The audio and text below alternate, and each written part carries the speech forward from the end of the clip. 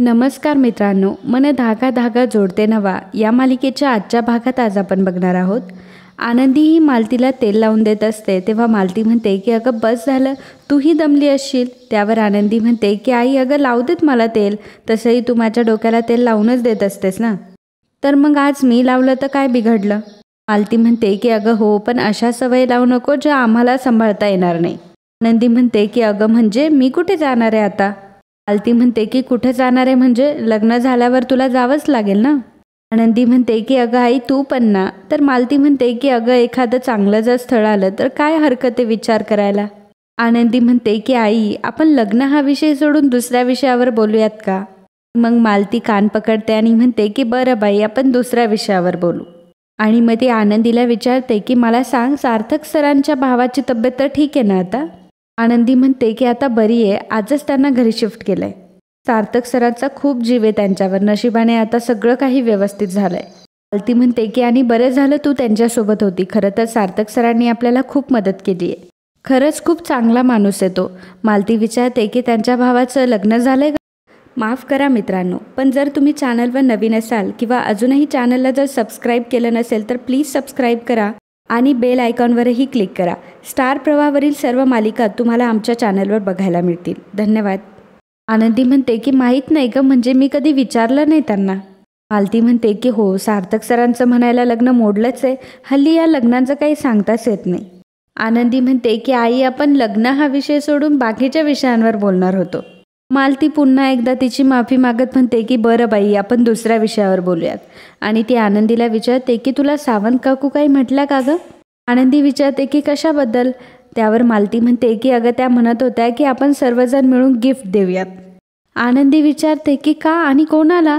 तर मालती म्हणते की अगं आपल्या मागच्या राहतात ना त्या काकू, त्यांच्या मुलाचं लग्न आहे आणि मग त्यांचं असं म्हणणं होतं की आपण आहेर एकत्रच करूयात असं. आनंदी पुन्हा आता मालतीकडे बघायला लागते आणि म्हणते की आई अगं पुन्हा एकदा लग्न.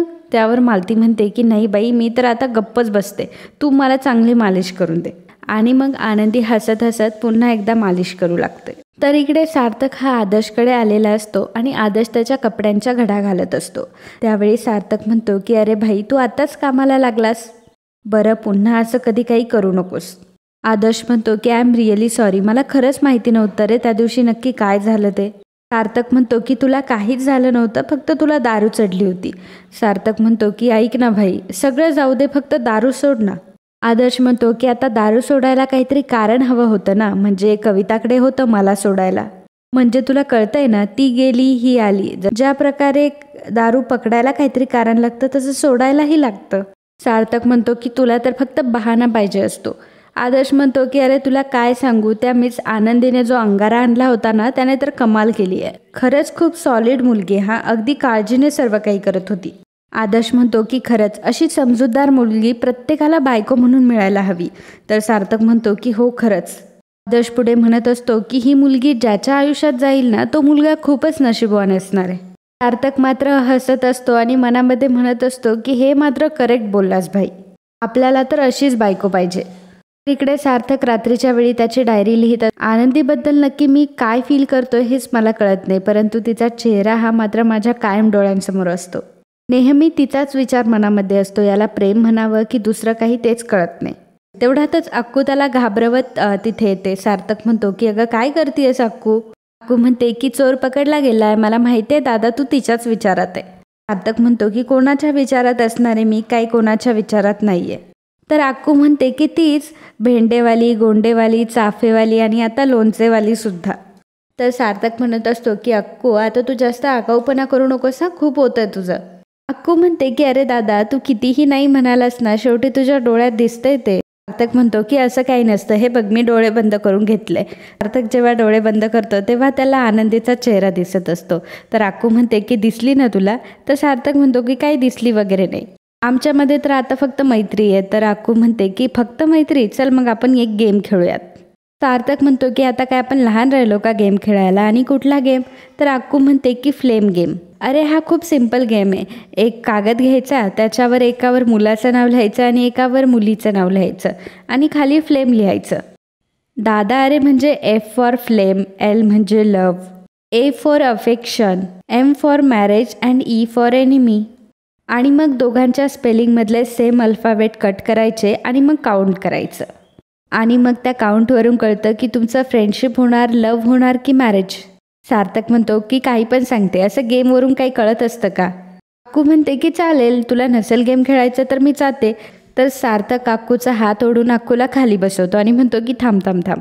अगं अक्कू, तुम्हाला उगाच हट्ट करतेय म्हणून, नाही तर मला काही वेड वगैरे नाही आहे या गोष्टीचं. अक्कू म्हणते की बरं ठीक आहे. अक्कू लगेचच एक कागद घेते आणि त्या कागदावर सार्थकचं नाव कॅपिटल अक्षरामध्ये लिहिते आणि त्याच्या खाली फ्लेम लिहिते आणि मग त्याच्या खाली आनंदीचं नाव लिहिते. आणि मग सार्थक आणि आनंदी या दोघांच्या नावामधले सेम अल्फाबेट कट करायला लागते. उरलेले अल्फाबेट ती काउंट करते. 9 हा काउंट आलेला असतो आणि त्या फ्लेम अक्षरावर पुन्हा ती 9चा काउंट घेत असते. पहिल्यांदा उजवीकडून करते आणि डावीकडनं आल्यावर 9 ह्या अंकावर एल हे अक्षर आलेलं असतं. आणि मग अक्कू म्हणते की अरे दादा, एल आलंय, याचा अर्थ सार्थक लव आनंदी. सार्थक हसत असतो आणि म्हणतो की गप, काही पण काय बोलतीयस. तर अक्कू म्हणते की आता लवपासून जर तुला मॅरेजपर्यंत पोचायचं असेल ना, लवकर तिला प्रपोज करून टाक. तुझ्या मनातलं आता तिला सांगावं लागेल, नाहीतर तिला समजेल कसं. सार्थक म्हणतो की पण मग आता तिला कसं सांगायचं हे सर्व. अक्कू म्हणते की याचा अर्थ तुझ्या मनात आहे तर. सार्थक म्हणतो की अक्कू, तू खूप आगाऊपणा करतेस हा. अक्कू म्हणते की काही पण म्हण दादा, पण तू तिच्या नक्कीच प्रेमात आहे आणि जर असं असेल तर तू तिला लवकरात लवकर सांग. आणि मग सार्थकच्या डोक्यात टपली मारून अक्कू तिथून पळून जाते. सार्थक मात्र तो पेपर बघून स्वतःच्या मनाशीच हसत असतो. तर सकाळी सकाळी नरेश वेंगुर्लेकर या नावाच्या व्यक्तीला सावंत काकू घेऊन आलेले असतात. नरेश आता घरामध्ये आलेला असतो आणि तो अण्णांना म्हणतो की तुमच्यापासून काहीच लपवण्यासारखं नाही आहे वर्तक साहेब. काही वर्षांपूर्वी महामारीमध्ये माझी बायको गेली. ना म्हणतात की खरंच खूप वाईट झालं. नरेश म्हणतो की म्हणतात ना, देवाच्या पुढे कोणाचं काही चालत नाही. नरेश म्हणतो की म्हणून मग मी फिरतीच्या नोकरीमध्ये माझं मन वळवलं, परंतु त्यातही माझं मन वळलं नाही. त्यामुळे मला असं वाटतंय की पुन्हा संसार थाटावा. तर अण्णा म्हणतात की मला नक्की समजलं नाही की तुम्हाला नक्की काय म्हणायचं ते. सावंत काकू म्हणतात की अहो, काल बोलता बोलता मला समजलं की यांचा डिवॉर्स झालाय आणि आपल्या आनंदीचा डिवॉर्स झालाय म्हटल्यावर आनंदी सुद्धा दुसरं लग्न करणार, म्हणून अहो यांना असं वाटलं. त्यावर अण्णा चिडतात आणि म्हणतात की काय वाटलं यांना. तर नरेश म्हणत असतो की आज ना उद्या तुम्ही तुमच्या मुलीसाठी स्थळही बघणारच आहात आणि मलाही एक जीवनसाथी हवाय, त्यामुळे म्हटलं जर ओळखीची मुलगी भेटली तर काय हरकत आहे. अण्णा म्हणतात की नाही, आमचा सध्या तरी असा काहीही विचार नाही आहे. अण्णा सावंत काकूंवरच चिडत असतात. तेव्हा सावंत काकू म्हणतात की अहो, मी तर यांना असंच घेऊन आले इथे. मालती म्हणते की सावंत वहिनी, आधी तर तुम्ही आम्हाला विचारायचं तरी, आणि तुम्ही अचानक यांना घेऊन आलात. आणि त्या नरेशला ती म्हणते की माफ करा हा, सध्या तरी आमचा हा असा काहीच विचार नाही. सावंत काकू म्हणतात की हे बघा, आत्ता जरी तुमचा काही विचार नसला तर परत तुम्हाला कधी असं वाटलं तर तो नरेश म्हणत असतो की हे बघा वर्तक साहेब, जर तुम्हाला कधी पुन्हा असं वाटलं तर तुम्ही सावंत काकूकडे सांगा तसं. अण्णा आता रागाने उठतात आणि म्हणतात की नमस्कार, तुम्ही आता येऊ शकता. तो नरेश म्हणतो की याचा अर्थ निघू मी. त्यावर अण्णा म्हणतात की हो प्लीज. आणि मग सावंत काकू आणि ते तिथून निघून जातात. तर इकडे आनंदी ऑफिसमध्ये आलेली असते आणि जेव्हा तिच्या केबिनमध्ये येते तर आनंदीच्या टेबलला सगळीकडनं गुलाबाची फुलं लावलेले असतात. ते बघून आनंदी सरांना विचारते की सर, काय आहे हे सर्व. वर्तक म्हणतो की तुम्ही चाफ्याची फुलं आणू शकता, तर मी गुलाबाची फुलं आणू शकतो. आनंदी म्हणते की नाही, म्हणजे मी चाफा हा बाप्पासाठी आणते, पण हे सर्व कोणासाठी. सार्थक म्हणतो की तुमच्यासाठी, तुम्हाला फुलं आवडतात ना, म्हणून तुमच्यासाठी. पण मग हे तुम्हाला आवडलं नाही आहे का. आनंदी म्हणते की हो तसं काही नाही. मग आनंदी तिच्या खुर्चीवर बसते, बाप्पाला समोर ठेवते आणि चाफ्याची फुलं ही बाप्पासमोर वाहते आणि डोळे झाकून बाप्पाची प्रार्थना करत असते. त्यावेळी सार्थक तिच्याकडे बघून मनातच म्हणत असतो, आनंदी, मला कळतच नाही आहे की काय करू आणि कसं करू, माझ्या मनातलं तुमच्यापर्यंत कसं सांगू. आनंदी विचारते की सर, तुम्ही काही म्हणालात का. त्यावर सार्थक म्हणतो की कुठून सुरुवात करू हे कळत नाही आहे. आनंदी विचारते की कसली सुरुवात. सार्थक म्हणतो की कसली सुरुवात, तुम्हाला काय ऐकू आलं का. अहो, मी कामाबद्दल बोलत होतो, आज खूप काम आहे ना, म्हटलं मग कामाची सुरुवात कुठून सुरुवात करावी. आनंदी म्हणते की हो ना सर, गेली काही दिवस काहीच काम झालं नाही आहे, खूप फाईल पेंडिंग आहेत. सार्थक म्हणतो की हो ना, खूप दिवसांपासून पेंडिंग आहेत, परंतु आज मी ठरवलंय की सगळं क्लिअर करायचं. आनंदी म्हणते की हो ना सर, सगळं काही आजच करून घ्या, म्हणजे तुम्ही सुद्धा फ्री होईल आणि तुमचा लोड सुद्धा कमी होईल. सार्थक म्हणतो की एक्झॅक्टली माझंसुद्धा हेच म्हणणं आहे, मग आज करू ना मी क्लिअर. आनंदी म्हणते की हो. सार्थक म्हणतो की खरं तर मी याआधी असं कधीच काही केलं नव्हतं. मी एक काम करतो, मी तुमच्या बाप्पाला पहिल्यांदा नमस्कार करतो. आणि मग सार्थक देवासमोर हात जोडत असतो. आनंदी विचारते की बोला आता, मग कुठल्या फाईल क्लिअर करायच्यात? मला फाईलवरनं आठवलं, मला बेनारे सरांना ही फाईल द्यायची, मी आलेच त्यांना देऊन. पण सर, तुम्ही तुमच्या फाईल क्लिअर करून घ्या आणि तुम्हाला जर माझी काही मदत लागली तर सांगा मला. असं म्हणून आनंदी तिथून निघून जाते. तर स्वतःशीच हसत असतो आणि म्हणतो की तुमच्याशिवाय कशा क्लिअर होणार आहे मला फाईल, सही तर तुमचीच लागणार आहे. सार्थक हसत असतो आणि म्हणत असतो की खरंच मी प्रेमात पडलोय, पण तिला कसं सांगावं हेच कळत नाही. आणि तो काचेतून आनंदीला बघत असतो आणि मनामध्ये म्हणत असतो, मिस आनंदी, आजपर्यंत माझ्या मनात कोणीच भरलं नाही, परंतु तुम्ही ही जागा कधी घेतली मला कळलंच नाही.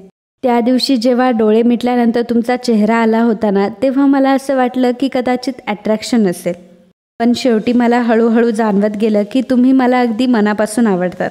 आनंदी, माझं खूप प्रेम आहे तुझ्यावर. आणि मग सार्थक काचेवर आय लव्ह यू लिहितो आणि आनंदीकडे बघत असतो. तर आनंदीसुद्धा एक क्षण सार्थककडे बघते आणि सार्थक असा उभाच असतो ते बघून आनंदी खानाखुणा करून विचारत असते की काय झालंय. त्यावर सार्थक खानाखुणा करून सांगतो की काही नाही. आनंदी विचारते की मग असे का उभे आहेत? त्यावर सार्थक म्हणतो की काही नाही. आनंदी विचारते की सगळं काही ठीक? त्यावर सार्थक म्हणतो की हो. आणि मित्रांनो, आजचा हा भाग इथेच संपतो. पुढील भागात आपल्याला पाहायला मिळणार आहे. आनंदी म्हणते, सार्थक सर, तुम्ही माझीच वाट बघत होता ना? सार्थक म्हणतो की हो. आनंदी म्हणते की मला हेही माहिती आहे की तुम्हाला मला काहीतरी सांगायचं आहे. सार्थक म्हणतो की हो, तुम्हाला कसं कळलं? आनंदी म्हणते की सार्थक सर, मला ऑफिस जॉईन करून खूप दिवस झाले, आता मला एवढं तर कळणारच ना. आनंदी मालतीला म्हणत असते की जोपर्यंत तुम्ही माझ्यासोबत आहात तोपर्यंत तुम्हाला माझी काळजी करण्याचं काहीच कारण नाही. आणि जरी काही झालं तरी मी सगळ्यांना तोंड देईल आणि माझं जे ध्येय आहे ते मी पूर्ण करून दाखवेलच. तर मित्रांनो, असेच मन धागा धागा जोडते नवा या मालिकेचे डेली अपडेट बघण्यासाठी आत्ताच आपल्या चॅनलला सबस्क्राईब करा. आणि आजचा हा भाग तुम्हाला आवडला असेल तर व्हिडिओला लाईक आणि कमेंट करायला अजिबात विसरू नका. धन्यवाद.